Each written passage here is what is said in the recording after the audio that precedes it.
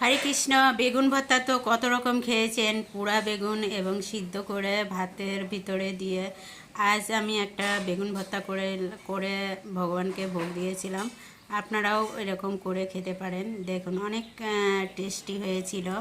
বেগুনটাকে আমি আগে প্রথমে ধুয়ে নিয়েছি। এই যে আমি বড় বড় সাইজের দুটা বেগুন নিয়েছি। তারপরে বেগুনটাকে ভালো করে ধুয়ে মাঝামাঝি কেটে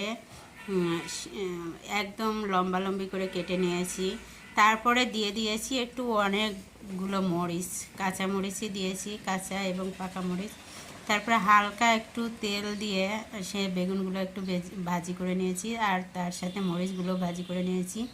আর তারপরে দেখুন পাটায় একটু ধনেপাতা, কাঁচা মরিচ আর মরিচ দিয়ে আর হলো